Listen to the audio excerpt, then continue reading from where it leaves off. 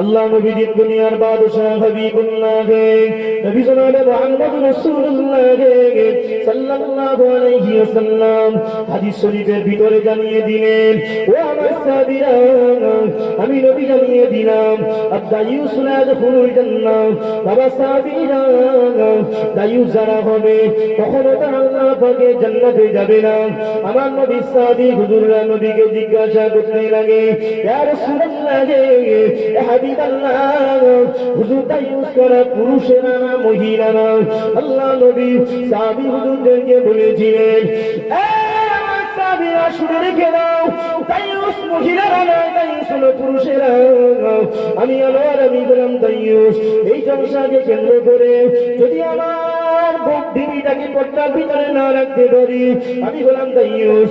আমি যদি আমার সারা বোনটাকে পর্দার ভিতরে না রাখতে পারি, আমি বললাম দায়ুস। আমি যদি আমার আম্মাজিকে পর্দার ভিতরে না রাখতে পারি, আমি হলাম দায়ুস। ও নামাজি, তুমি নামাজ পড়ে পড়ে পড়ে পড়ে পড়ে পড়ে যদি তোমার কপালে কালো দাগ পড়ে যায়, হজ করে তুমি যদি বড় হাজি হয়ে যাও, পেটের চামড়া যদি এক হয়ে যায়, তোমার নামটা যদি দায়ুসের খাতায় লেখা হয়ে যায়, ওই নামাজ, ওই রোজা, ওই হজ, ওই যাকাত কিয়ামতের দিন তোমাকে বাঁচাতে পারবে না।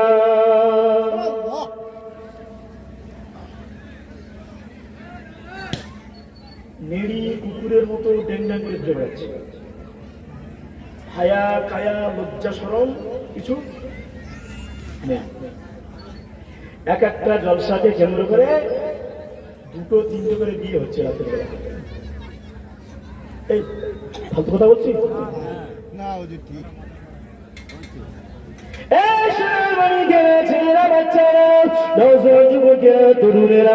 এই মাহফিলকে কেন্দ্র করে, জলসাকে কেন্দ্র করে আমাদের ঘরের যে বোনটা, যে বেটিটা, যে কন্যাটা নেড়ি কুকুরের মতো ড্যাং ড্যাং ড্যাং ড্যাং করে রাস্তাঘাটে ঘুরে ঘুরে বেড়াচ্ছে বাবা, হিল তোলা জুতা পায়ে দিয়ে, ঠোঁটে লিপস্টিক করে, আলতা করে, তাই পারফিউম মেখে পর পুরুষকে নিজের দিকে আকৃষ্ট করানোর জন্য যারা ঘুরে ঘুরে বেড়াচ্ছে, ওই নারীটা 100% জাহান্নামে যাবে। ওই নারীটা কেবল জাহান্নামে যাবে না, ওই নারীটা 4 জন পুরুষকে টেনে টেনে টেনে টেনে আল্লাহ পাকের জাহান্নামে নিয়ে যাবে। 1 নম্বরে ওই নারীটার আব্বাজিকে আল্লাহ জাহান্নামে দেবেন। 2 নম্বরে ওই নারীটার স্বামীকে আল্লাহ জাহান্নামে দেবেন। 3 নম্বরে ওই নারীটার বড় ছেলেকে আল্লাহ জাহান্নামে দেবেন। 4 নম্বরে ওই নারীটার বড় ভাইকে আল্লাহ জাহান্নামে দেবেন। একজন নারী কেবল জাহান্নামে যাবে না, আল্লাহ নবী আমার হাদিস শরীফের ভিতরে জানিয়েছেন। এ আমার সাহাবীরা শুনে রেখে দাও, জেনে রেখে দাও, আমি নবী জানিয়ে দিলাম তোমাদের বিবিদের জন্য, তোমাদের কন্যাদের জন্য পর্দাটাকে আল্লাহ ফরজ করে দিয়েছেন। আল্লাহ পবিত্র কোরআন শরীফের ভিতরে বললেন, ওয়াকুল্লিল মুমিনিনা ইয়াগুদ্দু মিন আবসারিহিম ওয়া ইয়াহফাযু ফুরুজাহুম। এ বিশ্বের মানুষেরা শুনে রেখে দাও, আমি আল্লাহ পাক তোমাদেরকে জানিয়ে দিলাম, তোমরা তোমাদের চক্ষুকে নিচু করে রাখো। ওয়া ইয়াহফাযু ফুরুজাহুম, তোমরা তোমাদের যৌনাঙ্গকে হেফাজত করো।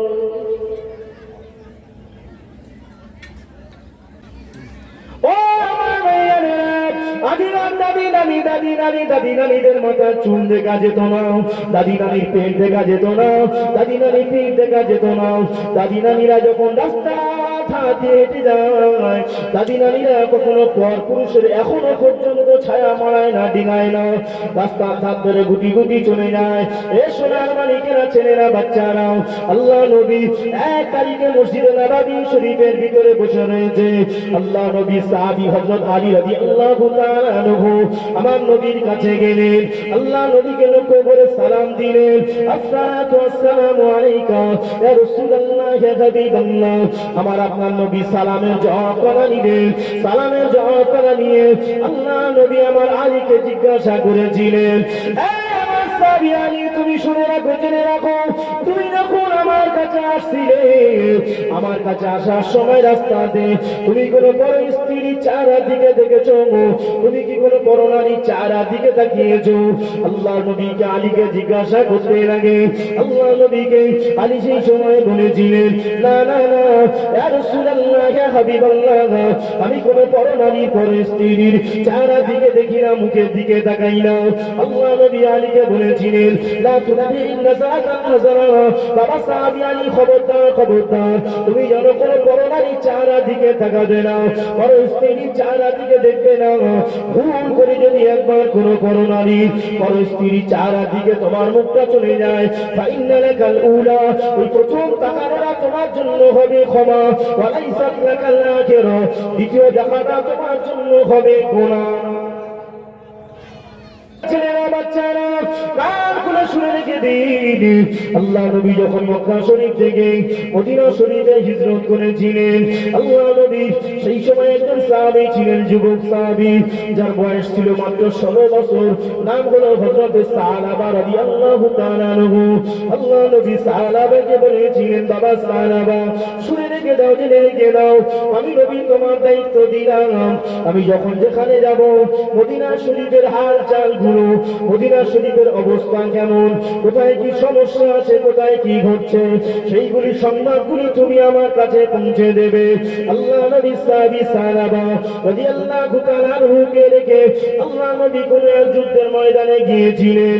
নবী সাহাবী সালাবা রাদিয়াল্লাহু তাআলা আনহু মদিনা শরীফের রাস্তা দিয়ে হাঁটতে হাঁটতে নবী সাহাবী আব্দুর রহমানের বাড়িটার সামনে পড়ে গেল।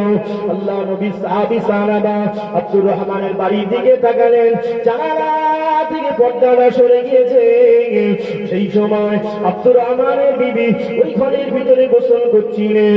আব্দুর রহমানের বিবি মুখের দিকে চারদিকে একবার নজরটা পড়ে গেল। হযরত সাহাবা নিজের চোখটা সঙ্গে সঙ্গে নিচু করে নিলেন, দুটো চোখ দিয়ে পানি তুষার টপটপ টপটপ করে গড়িয়ে যায়। আল্লাহ আমার ভুল হয়ে গিয়েছে, আল্লাহ আমার ক্ষমা হবে কি, মাফ হবে কি, আল্লাহ আমি ভুল করে ফেলেছি, আল্লাহ আমার ক্ষমা হবে কি, মাফ হবে কি। কান্দতে কান্দতে কান্দতে কান্দতে মদিনা শরীফটা ছেড়ে দিয়ে গভীর জঙ্গলের ভিতরে চলে গেল। ঝরঝর করে কাঁদে, আল্লাহর কাছে রোনাজারি করে, আল্লাহ নবী আমাকে দায়িত্ব দিয়েছিল মদিনা শরীফের হাল চাল অবস্থা বর্ণনা করার জন্য। আমি সালাবা আব্দুর রহমানের বিবি চারদিকে আমার মুখটা চলে গিয়েছে, আল্লাহ এই মুখ নিয়ে কেমন ভাবে নবীর সামনে আমি দাঁড়াবো, আমার ভুল হয়ে গিয়েছে, ক্ষমা ক্ষমা হবে কি। ঝরঝর করে কাঁদে নবী আমার। সেই সময় যুদ্ধের ময়দান থেকে ফিরে এসে সাহাবাকে দেখতে পাই না। সাহাবা খবর নেওয়ার জন্য সাহাবাদেরকে জিজ্ঞাসা করতে লাগে, হে আমার সাহাবীরা, আমার সাহাবা কোথায়, দেখতে গেল পাই না। আল্লাহ নবীর কাছে সংবাদ দেওয়া হলো, ইয়া রাসূলুল্লাহ, হাবিবাল্লাহ, এমন একটা ঘটনা ঘটে গেল, আপনার সাহাবী সাহাবা আব্দুর রহমানের বিবি চারদিকে ভুল করে নজরটা গিয়েছিল, এই কারণে সেখান থেকে আর তাকে দেখতে পাওয়া যায় না। জোরে বলুন সুবহানাল্লাহ। আল্লাহ নবী আমাকে না দিয়ে মায়ামত, যাও যাও চলে যাও, আমার সাহাবা কোথায় গিয়েছে, আমার সাহাবার খোঁজ লাগাও, সন্ধান লাগাও। নবী সাহাবী ওমর বাইর হয়ে গেল, জঙ্গলের ভিতরে চলে গেল। জঙ্গলের ভিতরে গিয়ে দেখে কিছু রাখাল মেষ চড়াচ্ছে, ছাগল চড়াচ্ছে। রাখালদেরকে জিজ্ঞাসা করে, ভাই রাখাল, এই যে এই জঙ্গলের ভিতরে কি একজন ছেলেকে দেখেছো, নাম হলো সাহাবা, যুবক সাহাবী, আল্লাহ নবী দেখেছো কি?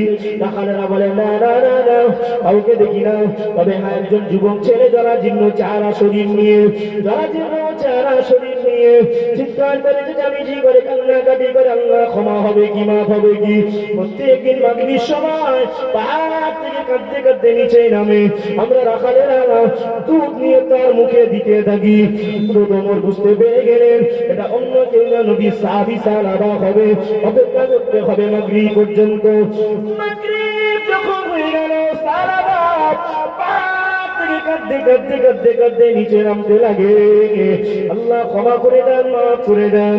ওমর সাহাবার কাছে গেল, গিয়ে বলতে লাগে, ভাই সাহাবা, চলো চলো চলো, আল্লাহ নবীর দরবারে চলো। আমার নবী ডেকেছে, কেন তুমি পাহাড়ের দিকে চলে এসেছো? ভুল হয়ে গিয়েছে ভাই, ক্ষমা হবে কি মাফ হবে? কি ভুল করেছো ভাই, কি ভুল করেছো? না না, ভুল না। নবীর দরবারে হাজির করা হলো। আল্লাহ নবীর সামনে গিয়ে দুটো পা জড়িয়ে ধরে ঝরঝর ঝরঝর করে কাঁদতে থাকে, রোনাজারি করতে থাকে। আল্লাহ নবী বলে, বাবা সাহাবা, তুমি যদি ভুল করে থাকো আল্লাহর কাছে ক্ষমা চাও, আল্লাহ পাক তোমাকে ক্ষমা করে দেবে। আল্লাহ নবী সাহাবী সাহাবা নবী পাকের জানো মোবাইল উপরে করে মাথা বাড়াকে শুয়ে পড়লেন।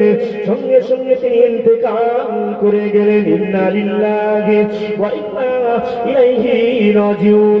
আল্লাহ নবী সাহাবীদেরকে বলতে লাগে, এ সাহাবীরা, আমার সাহাবী সাহাবার জন্য কাফন দাফনের ব্যবস্থা করো। কাফন দাফনের ব্যবস্থা করা হলো। নবী সাহাবী সাহাবার লাশ খানা সামনে, সাহাবী হুজুররা পিছনে। আল্লাহ নবী কদম মোবারক খানা আস্তে আস্তে করে উঁচু করে যেন কোথাও যেন চারিদিকে ভিড় রয়েছে, ঠাসাঠাসি ঠেলাঠেলি রয়েছে। আস্তে আস্তে করে পাখানা তুলছেন আর ফেলছেন। ওমর রাদিয়াল্লাহু জিজ্ঞাসা করতে লাগে, ইয়া রাসূলুল্লাহ, হাবিবাল্লাহ, হুজুর, যেন মনে হয় প্রচন্ড ভিড় রয়েছে। আপনি এমন ভাবে হাঁটছেন যেন মনে হয় প্রচন্ড ভিড় রয়েছে। নবী বললেন, সাহাবীরা শুনে রেখে দাও, জেনে রেখে দাও, আজকের সাহাবা জানাতে এত পরিমাণে মানুষ এসেছে, মানুষ নয়, ফারিস্তারা হাজির হয়েছে। আল্লাহ পাকের অসংখ্য ফারিস্তারা আমার সাহাবী সাহাবার জানাজায় অংশগ্রহণ করেছে। বলুন সুবহানাল্লাহ। অসংখ্য পরিমাণে ফারিস্তা। অপরাধ কি ছিল? অন্যায়টা কি ছিল? আব্দুর রহমানের বিবির মুখের দিকে নজর চলে গেছে, অনুতপ্ত হয়েছে, ভুল হয়ে গেছে। আল্লাহ নবী হাদিস শরীফের ভিতরে জানালেন, হালালা হালালাহু হারামা হারামাহু, শরীয়তে যেটা হালাল সেটা হালাল, যেটা হারাম সেটা হারাম। আপনি হারামকে হালাল মনে করতে পারবেন না, হারামকেও হালাল মনে করা যাবে না। যদি সেটা 1 টাকার হালাল হয় তবুও সেটা হালাল, যদি সেটা 1 টাকার হারাম হয় তবুও সেটা হারাম, যদি সেটা 1 লক্ষ টাকার হালাল হয় তবুও সেটা হালাল, যদি সেটা 1 লক্ষ টাকার হারাম হয় তবুও সেটা হারাম। ছেলেরা, বাচ্চারা, আল্লাহ নবী আমার পাক জবানে জানালেন, দীর্ঘামুল ইবানিয়া কুলুহুর রাজুলু ওয়া হুয়া ইয়ালামু শাতু সিত্তাতু ওয়া সালাসুনা জানিয়াতান। নবী জানালেন, এ আমার সাহাবীরা, শুনে রেখে দাও, জেনে রেখে দাও, আমি নবী জানিয়ে দিলাম, সুদ খাওয়া হারাম, সুদ খাওয়া হারাম। এই কথা জানবার পরে, শুনবার পরে যদি কোনো ব্যক্তি 1 টাকা পরিমাণ শুধু খাওয়া নয়, আমি নবী জানিয়ে দিলাম, 36 বার ব্যভিচার করলে যে গুনাহ হবে, 36 বার জেনা করলে যে গুনাহ হবে, ওই গুনাহটা সুদখোরের নামায় আমলে লেখা হবে।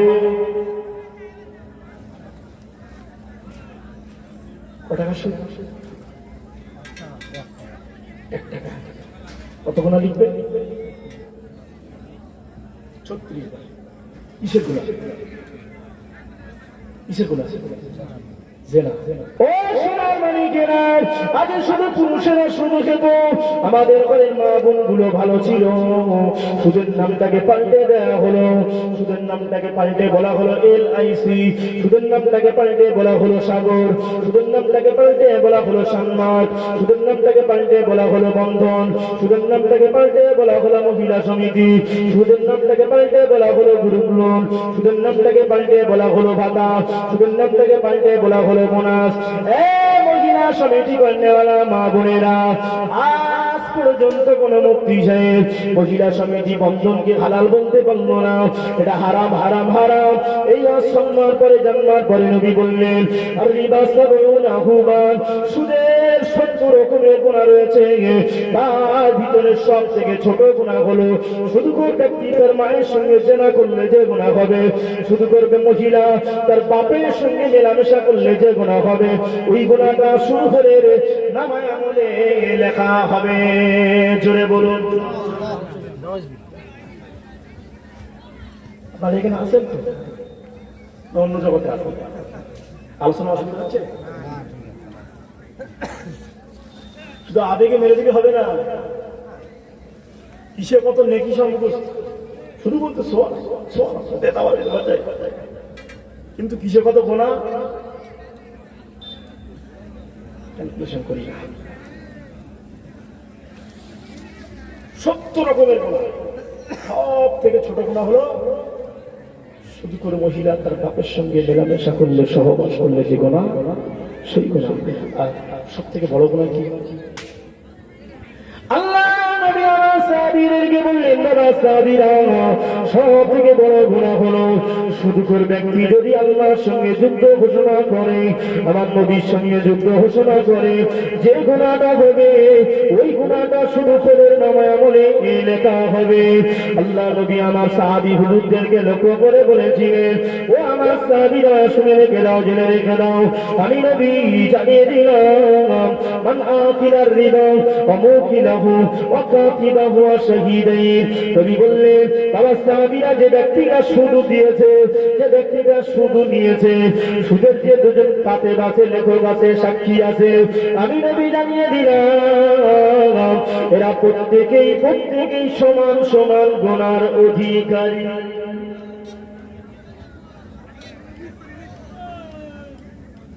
যে খাচ্ছে, যে দিচ্ছে, সাক্ষী থাকে না? আল্লাহ করে এদিকে হয়তো ভাইরা আমার সুদ খায় না, খায়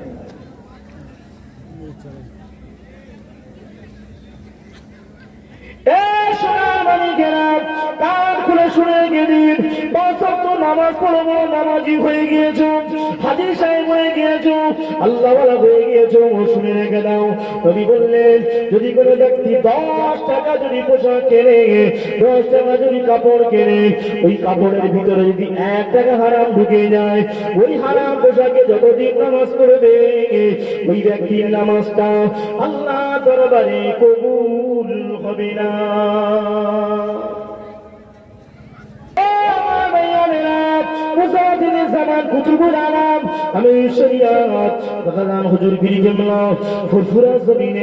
বাংলা জমিনটাকে নয়, ভারতবর্ষের জমিনটাকে বন্ধ করে শুয়ে রয়েছেন দাদা হুজুর পীর কেবলা রহমাতুল্লাহ আলাইহি। ফুরফুরা শরীরে বসে রয়েছেন। কিছু কিছু মুরিদ মুত্তাকিরা হাজির হয়ে গিয়েছিল। হুজুর, অনাবৃষ্টি দেখা দিয়েছে, পানি হচ্ছে না। হুজুর, অনাবৃষ্টি দেখা দিয়েছে, পানি হচ্ছে না, আপনি একটুখানি দোয়া করুন। মুজাদ্দিদ জামান কুতুবুল আলম আমির শরিয়া দাদা হুজুর পীর কেবলা বলেছিলেন, বাবা, আমি কেন একা দোয়া করব? সবাই মিলে বসে যাও, সবাইকে নিয়ে আল্লাহর দরবারে হাত তুলে দোয়া করা হবে। দাদা হুজুর পীর কেবলা সবাইকে নিয়ে বসলেন, আল্লাহর দরবারে হাত তুলে কাঁদতে লাগে, রব্বুল আলামিন, আল্লাহ পাক, পানি হচ্ছে না, অনাবৃষ্টি দেখা দিয়েছে, আল্লাহ আপনি পানি বর্ষণ করুন। আপনি যদি না পানি দেন, ক্ষেত খামারে ফসল ফলবে না, মানুষ পশু পাখি মারা যাবে, আল্লাহ পাক আপনি পানি বর্ষণ করুন। দাদা হুজুরের হাত নামানো হয়ে গিয়েছে, তবুও পানি হচ্ছে না। কে দোয়া করছে? দাদা হুজুর। আপনি ওলি হতে পারেন, আপনি আবেগ হতে পারেন, ইবাদত করে করে, বন্দেগী করে করে আউলিয়াদের খাতায় নাম লেখাতে পারেন, কিন্তু মুসাদ্দেক হতে পারবেন না। 100 বছর পর পর আল্লাহ পাক একটা করে মুসাদ্দেক যুব সংস্কারক পাঠান। তিনি হলেন ফুরফুরার পীর আবু বকর, সুবহানাল্লাহ। তিনি দোয়া করছেন, তার দোয়া বলছে, বাবা, এই আবু বকর যতবার হাত তুলে দোয়া করেছে ততবার দোয়া কবুল হয়, আজকের কেন দোয়া কবুল হচ্ছে না? তোমরা একটু বসো, আমি একটু হুজরাখানার ভিতরে যাই। হুজুর বসছিলেন, ফুরফুরার আটচালা দেখেছেন? ওই টিন দিয়ে ঘেরা, আর মাঝখানে হচ্ছে একটা গাঁথনি করা আছে, ওখানে বসতে আটচালার ভিতরে হুজুর বললেন, আমি একটু হুজরাখানা যাই, গিয়ে 2 রাকাত ইস্তিখারা নামাজ পড়ে আসি। মুজাদ্দিদ জামান কুতুবুল আলম আমাদের শরিয়া দাদা জান হুজুর পীর কেবলা হুজরাখানার ভিতরে গেলেন, 2 রাকাত ইস্তিখারা নামাজ পড়ে নিয়ে আল্লাহর দরবারে হাত তুলে কাঁদতে লাগে। আল্লাহ পাক আবু বকর যতবার হাত তুলেছেন ততবার আবু বকরের দোয়াটা কবুল হয়েছে। আজ কেন আবু বকরের দোয়াটা কবুল হয় না? আল্লাহ ইলহামের মাধ্যম দিয়ে দাদা হুজুরকে জানিয়েছিলেন, ও আবু বকর, শুনে রেখে দাও, আজকের তুমি যে মজলিসে হাত তুলেছো, ওই মজলিসের ভিতরে একজন সুদখোর ব্যক্তি রয়েছে আবু বকর, ওই সুদখোরের জন্য আবু বকর তোমার দোয়াটা আমি আল্লাহ আমার দরবারে কবুল হলো না।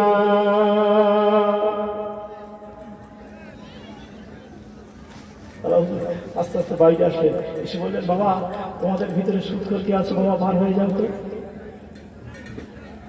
যদি মাহফিলে বলা হয় ভাই সুদখোর কি আছে, বার হয়ে যাও, যাবে যাবে না? যদি কারো পেশাব পায়, হ্যাঁ না উঠবে না, এই সময় উঠি মনে করলে সূত্র উঠতেছে, পরে পরে এখন উঠছে যারা হুজুর মানুষের সুদখোর, হুজুরে বলছেন বাবা তোমাদের মধ্যে সুদখোর কি আজ বাবা, বার হয়ে যাও, উঠছে না, বসে আছে লজ্জার ব্যাপার, চোখ লজ্জার ব্যাপার। একবার বললেন উঠছে না, দ্বিতীয়বার বললেন বাবা তোমাদের মধ্যে সুদখোর কি আছে বাবা, উঠে যাও, তবু উঠছে না।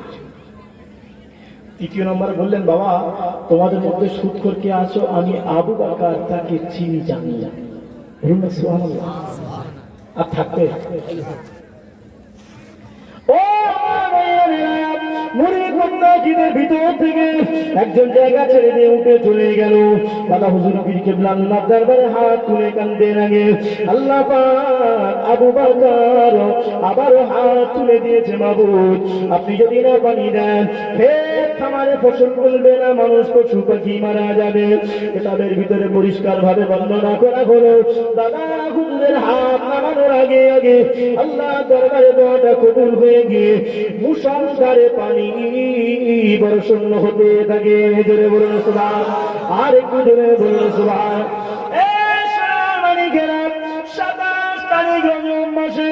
ফেরেশতা জিবরাইল আল্লাহ নবীর সামনে বুরাক নিয়ে হাজির হয়েছিলেন। ইয়া রাসূলুল্লাহ, ইয়া হাবিবাল্লাহ, আল্লাহ পাক আপনার কাছে পাঠিয়েছেন বুরাক। ফেরেশতা জিবরাইল কেন পাঠিয়েছেন? আল্লাহ আপনার সঙ্গে দিদার দেবেন। আমার আপনার নবী মেরাজ শরীফে গেলেন, জান্নাতখানা ঘুরে ঘুরে দেখলেন। আমার নবী জাহান্নামের নমুনা আল্লাহ পাক আমার নবীকে দেখিয়েছিলেন। আল্লাহ নবী জাহান্নাম ঘুরে ঘুরে দেখলেন, ওই জাহান্নামের ভিতরে দেখতে পায় এক শ্রেণীর পুরুষ ও নারী, তাদেরকে রক্ত মাখা সমুদ্রের উপরে তারা হাবুডুবু হাবুডুবু হাবুডুবু খাচ্ছে। তারা যখন সাঁতার কাটতে কাটতে কিনারায় আসছে, কিছু সংখ্যক ফেরেশতাদের হাতে বড় বড় বড় বড় পাথর রয়েছে। ওই যখন তারা ধারে আসছে, কিনারায় আসছে, তাদের মাথায় নিক্ষেপ করা হচ্ছে, আবার তারা দূরে চলে যাচ্ছে, আবার তারা কিনারায় আসছে, আবার তাদের মাথায় নিক্ষেপ করা হচ্ছে, আবার তারা দূরে চলে যাচ্ছে। আল্লাহ নবী ফেরেশতা জিবরাইলকে জিজ্ঞাসা করেছিলেন, ইয়া আখি জিবরাইল, ও ভাই জিবরিল, আমিন মান হাউলা, এরা কারা, এরা কারা? আল্লাহ পাক এর জন্য কেন আযাব রেখেছে? আল্লাহ পাকের নবীকে ফেরেশতা জিবরাইল বলেছিলেন, ইয়া রাসূলুল্লাহ, ইয়া হাবিবাল্লাহ, হুজুর এরা দুনিয়ার ওই সমস্ত পুরুষ ও নারী, দুনিয়ার জমিনে যারা সুদ খেত, সুদ খাওয়ার জন্য আল্লাহ পাক এদের এমন আযাব লিখে রেখেছে। बातिल ने जब जब बदले हैं तेवर, आया है तब तब मेरी जुबा पर। बातिल ने जब जब बदले हैं तेवर, आया है तब तब मेरी जुबा पर। हर शब्द ख्याल करो, शब्द ख्याल करो। नाराए तकबीर अल्लाहु अकबर, नाराए तकबीर अल्लाहु अकबर, नाराए तकबीर अल्लाहु अकबर, नाराए तकबीर अल्लाहु अकबर। प्यारे नबी ने जीना सिखाया, बाखुदा इंसान हमको बनाया। प्यारे नबी ने जीना सिखाया, बाखुदा इंसान हमको बनाया, पहनाया अखलाक ईमान का ज़ेवर। नारे तकबीर अल्लाहु अकबर, नारे तकबीर अल्लाहु अकबर, नारे तकबीर अल्लाहु अकबर। अल्लाह बोलें নবীজির দরুদ পড়, নবীজি বলেন আল্লাহর জিকির কর। হবে না সুবহানাল্লাহ?